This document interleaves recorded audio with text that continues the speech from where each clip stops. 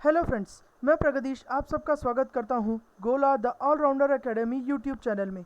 जैसा कि हमने पिछले वीडियो में रेफ़र किया था, इस वीडियो में हम इंडिया चाइना बॉर्डर डिस्प्यूट का हिस्टोरिकल बैकग्राउंड, फैक्ट्स, दोनों कंट्रीज़ की अपनाई गई स्ट्रैटेजीज और काउंटर स्ट्रैटेजीज, डिस्प्यूट का प्रेजेंट सिचुएशन और इसके आगे के फ्यूचर पॉसिबल स्टेप्स जो कुछ हो सकते हैं उसके बारे में देखने वाले हैं। तो आइए चलते हैं वीडियो की ओर। शुरुआत होती है ब्रिटिश एम्पायर के टाइम से। ब्रिटिश एम्पायर जो कि रशिया के साथ डायरेक्ट कॉन्फ्लिक्ट में था, उसने अपने टेरिटरीज़ को रशिया या उसके इन्फ्लुएंस वाले किसी भी स्टेट की डायरेक्ट अटैक की पॉसिबिलिटी से दूर रखने के लिए एक बफर स्टेट का क्रिएशन प्रपोज किया, जो कि एक ऐसा स्टेट होता है जिसके दोनों साइड की बाउंड्रीज़ पर दोनों साइड में रहने वाली कोई भी कंट्रीज़ किसी भी तरह का डिस्प्यूट नहीं लेकर आएंगी। अब जब तिब्बत चाइना के कंट्रोल में चला गया तो ये डिस्प्यूट हो गया इंडिया चाइना का बॉर्डर डिस्प्यूट। इस डिस्प्यूट के मेन एस्पेक्ट्स है दो बॉर्डर लाइंस, एक मैककार्टनी मैकडोनल्ड लाइन जो कि 1899 में प्रपोज हुआ था लेकिन कभी ऑफिशियली एक्सेप्ट नहीं हुआ, और दूसरा है जॉनसन एर्दैग लाइन जो कि हर तरह के ऑफिशियल रिकॉर्ड्स में ब्रिटिश इंडिया गवर्नमेंट के भी और अब करंट इंडियन गवर्नमेंट के भी मौजूद है। तो आइए देखते हैं इन दोनों लाइन्स की ओर। इस मैप में जो लाल लाइन आपको दिखाई दे रहा है वही है जॉनसन एर्दैग लाइन। जैसा कि आप इस मैप में देख सकते हैं, ये लाइन अक्साई चीन को कश्मीर रीजन का यानी कि भारत का हिस्सा बताता है। चाइना इस मैप को मानने से हमेशा से इनकार करते आ रहा है और उस लाइन के एक्सेप्टेंस की जिद करते आ रहा है जो कभी ऑफिशियल था ही नहीं। ये है वो अनऑफिशियल और अनएक्सेप्टेड मैककार्टनी मैकडोनल्ड लाइन जो कि अक्साई चीन को चाइना के जिनजियांग प्रोविंस का हिस्सा बताता है।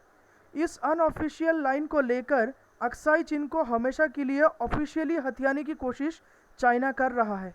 इस बॉर्डर डिस्प्यूट को ऑफिशियली सुलझाने की सबसे पहली कोशिश 1914 में शिमला एकॉर्ड के जरिए की गई थी, जिसमें चाइना, सिक्किम, तिब्बत और इंग्लैंड के रिप्रेजेंटेटिव शामिल थे और हेनरी मैकमahon जो कि एक ब्रिटिश ऑफिशियल थे, इसके चेयरमैन थे।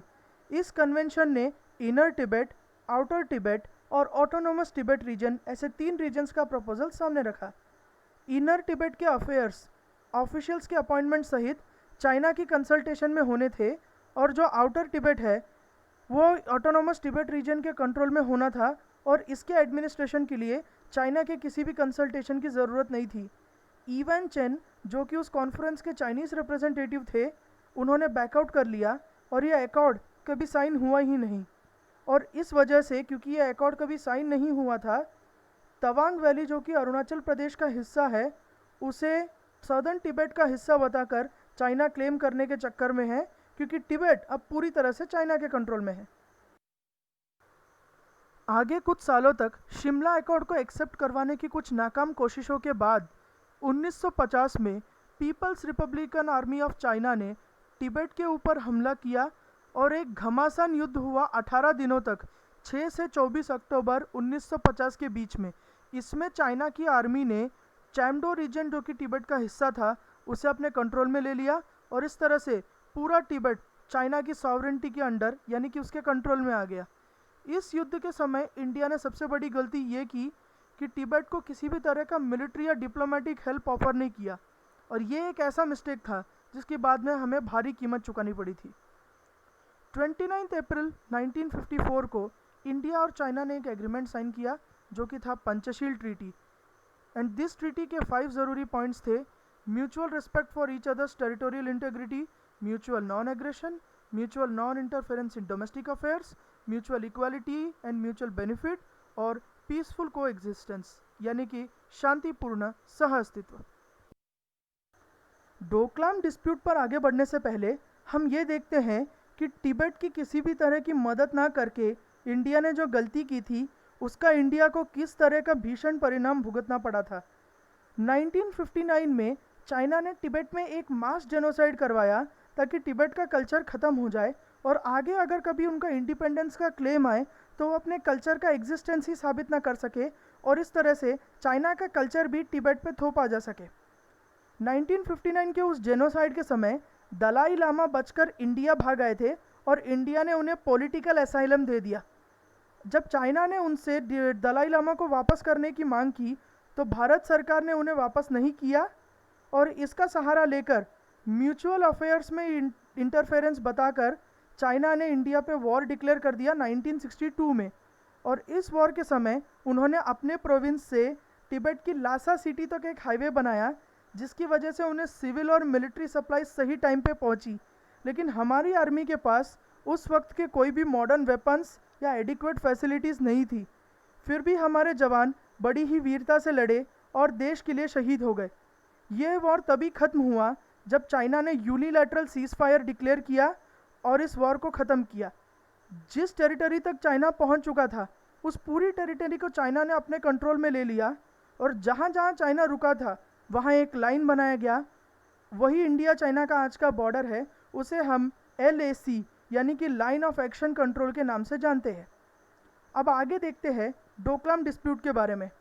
डोकलाम डिस्प्यूट 73 डेज तक असम में चला था। डोकलाम एक जोग्राफिकली क्रूशियल रीजन है। इस पर अगर चाइना का कब्जा हो जाता है तो चाइना चिकन नेक रीजन कहा जाने वाला सिलीगुड़ी और उसके बाद पूरे नॉर्थ ईस्टर्न हिस्से को ना सिर्फ अपने सीधी निगरानी में रख सकता है, बल्कि उस पर सीधे अटैक करने की पॉसिबिलिटी भी बढ़ जाती है। इस कोशिश की नाकाम हो जाने के बाद चाइना इस हद तक गिर गया कि उसने हमारे किसी भी तरह की श्रद्धा का ख्याल ना करते हुए कैलाश मानसरोवर यात्रा के रूट को ही ब्लॉक कर दिया और दुनिया को दिखा दिया कि वो अपने एक्सपेंशनिस्ट पॉलिसी को बढ़ाने के लिए किस हद तक जा सकता है। इस तरह दूसरों की टेरिटरी को एनक्रोच कर लेने वाली पॉलिसी को कार्टोग्राफिक एग्रेशन यानी कि नक्शा निवासी आक्रामकता कहते हैं। और इसके साथ चाइना की एक और स्ट्रैटेजी भी शामिल है, जिसे मिलिट्री टर्म्स में सलामी स्लाइसिंग स्ट्रैटेजी कहा जाता है। मिलिट्री टर्म्स में अगर कहा जाए तो सलामी स्लाइसिंग एक ऐसी स्ट्रैटेजी का नाम है जिसमें एक देश दूसरे देश की टेरिटरीज़ को अपने कंट्रोल में लेने के लिए सारी टेरिटरीज़ एक साथ ना क्लेम करते हुए थोड़ा थोड़ा करके उन टेरिटरीज़ का हिस्सा क्लेम करता है और फिर अपने डिप्लोमेटिक और मिलिट्री पावर का इस्तेमाल करके बार बार उस देश पर तब तक दबाव डालता रहता है जब तक वो हिस्सा उन्हें सरेंडर नहीं हो जाता। जब तक सामने वाले देश को पता चलता है कि ये थोड़ी थोड़ी करके हमारी टेरिटरीज़ पे कब्जा कर रहा है, तब तक बहुत देर हो चुकी होती है। और अगर चाइना की बात की जाए तो सलामी स्लाइसिंग की एक स्ट्रैटेजी चाइना फॉलो कर रहा है साउथ चाइना सी और फिर हिमालयन रीजियंस में डोकलाम और अब गलवान वैली को थोड़ा थोड़ा करके अपने कब्जे में लेने की कोशिश करते हुए। अक्साई चीन में जो हुआ वो भी इसी पॉलिसी का हिस्सा था। चाइना बार बार एक टेरिटरी के ऊपर अपना क्लेम लॉन्च करता है और फिर एक प्रोपेगेंडा फैलाने की कोशिश करता है कि सामने वाले देश ने ही उस टेरिटरी पर ज़बरदस्ती कब्जा करके रखा है। इस तरह वो उस देश पर प्रेशर डाल डाल कर उस टेरिटरी को हथिया लेता है। ये है चाइना की एक्सपेंशनिस्ट पॉलिसी, जिसको फैलाने के लिए चाइना थोड़ा सा भी संकोच नहीं करता। भारत के खिलाफ चाइना की एक और स्ट्रैटेजी है string of pearls strategy.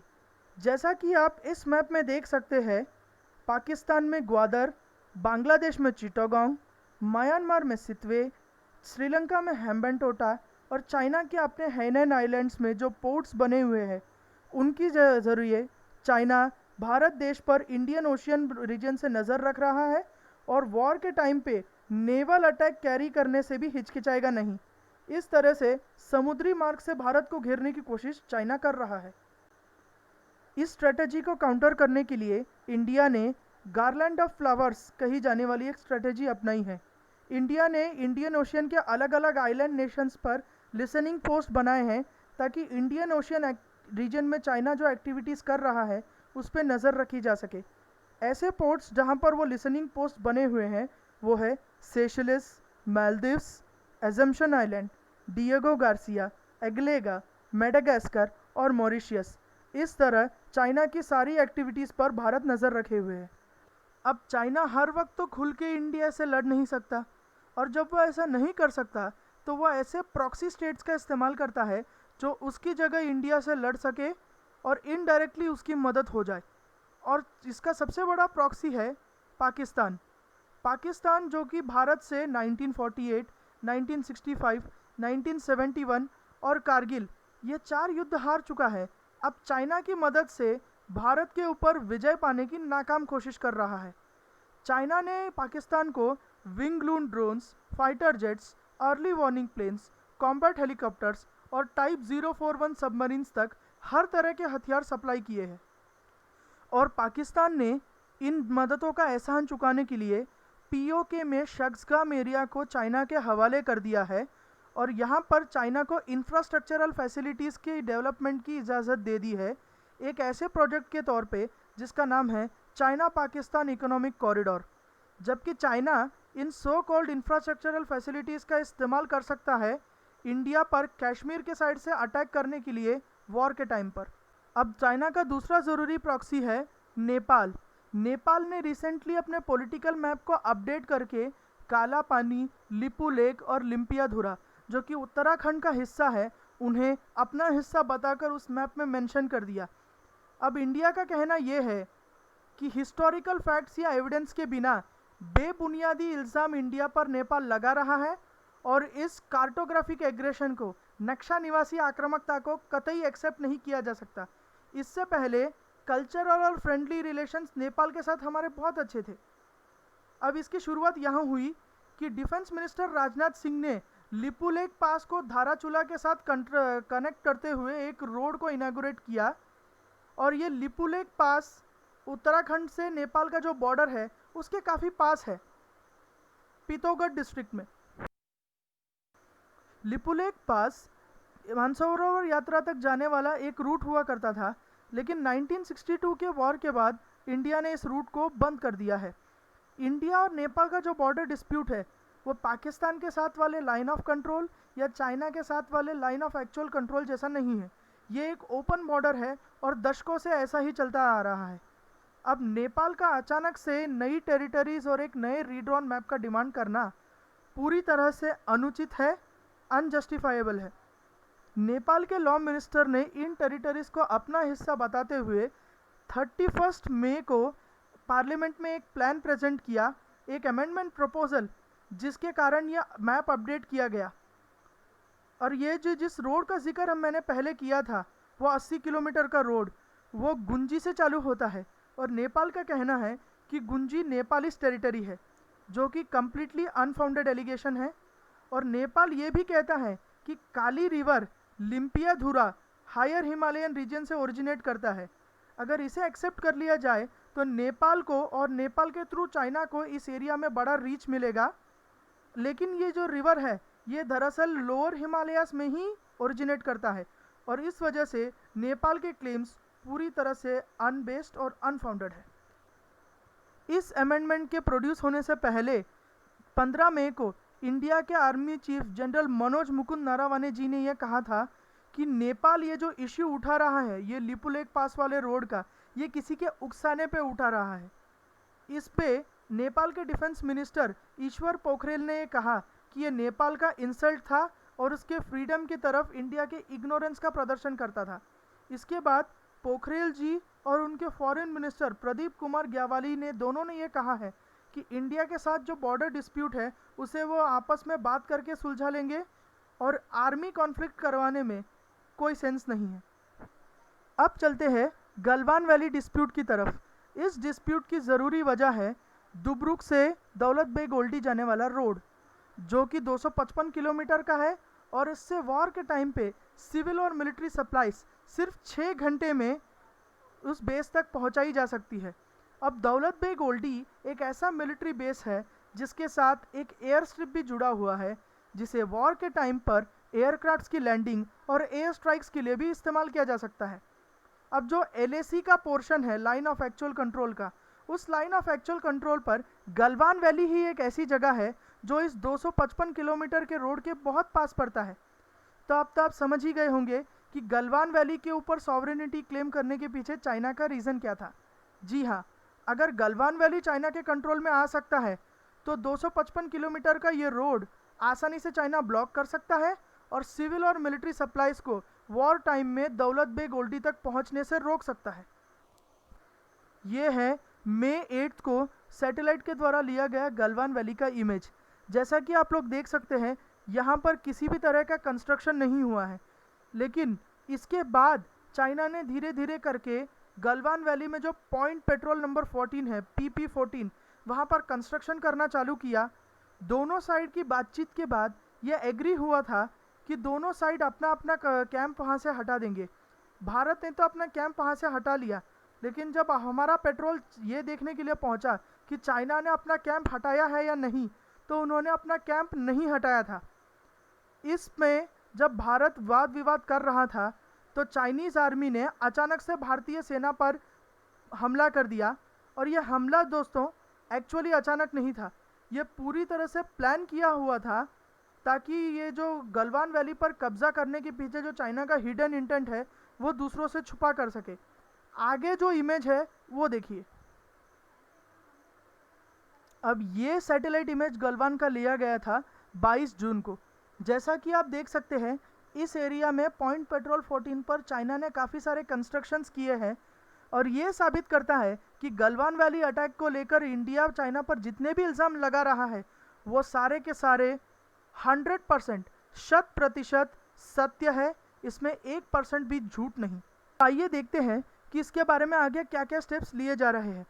Union government active pharmaceutical ingredients जो कि दवाइयाँ बनाने के लिए ज़रूरी है, उन्हें छोड़कर चाइना से इंपोर्ट होने वाले बाकी सारे गुड्स पर इंपोर्ट ड्यूटी बढ़ाने की कोशिश कर रहा है। और केट, FICI और एसोचैम जैसे जो ट्रेड एसोसिएशंस है, इनसे चाइना से होने वाले इंपोर्ट्स के बारे में डेटा प्राप्त करने के लिए उनसे संपर्क कर रहा है। इसके अलावा इंडियन आर्मी की 17 माउंटेन कॉर्प्स रेजिमेंट ने 1 महीने का हिम विजय नाम का मिलिट्री एक्सरसाइज कंडक्ट किया, जो कि हिमालयन रीजियंस से वॉर के टाइम पे एक एडवांस कॉन्फ्लिक्ट करने का प्लान है। इसके अलावा इंडिया ने LAC पर ज़्यादा ट्रूप्स बढ़ा दिए हैं, जिसमें ज़्यादा soldiers, Apache helicopters, Mirage 2000 jets, Sukhoi M30 jets और आर्टिलरी गन्स सहित कई चीज़ें शामिल है। इंडिया अब UN के सिक्योरिटी काउंसिल का भी मेंबर बन चुका है, और इसके अलावा US, रशिया और दुनिया के बाकी के सारे मिलिट्री सुपर पावर्स चाइना के साथ कोविड-19 की वजह से बुरी तरह से खफा है। इन सारे देशों ने इंडिया को सपोर्ट ऑफर किया है। अब recently US secretary of state Mike Pompeo ने एक वर्चुअल ब्रसल्स मीटिंग में ये कहा था कि US ने जर्मनी में जो ट्रूप्स खड़े कर रखे थे, उन्हें दूसरे ज़रूरी थ्रेट्स का सामना करने के लिए दूसरी जगह पे स्टेशन किया जा रहा है। उन्होंने कहा कि चाइना अब जो कुछ भी कर रहा है वो सिर्फ इंडिया के लिए ही नहीं, बल्कि वियतनाम, इंडोनेशिया, मलेशिया, फिलीपाइंस और साउथ चाइना सी रीजन सहित इन सारे साउथ एशियन रीजन्स के लिए एक बहुत बड़ा खतरा बन सकता है। आई होप फ्रेंड्स कि इंडिया चाइना डिस्प्यूट के बारे में ये जो हमारा वीडियो था, इससे आपको अच्छा इन्फॉर्मेशन मिला होगा और ये वीडियो आप सबके काम आएगा। जय हिंद।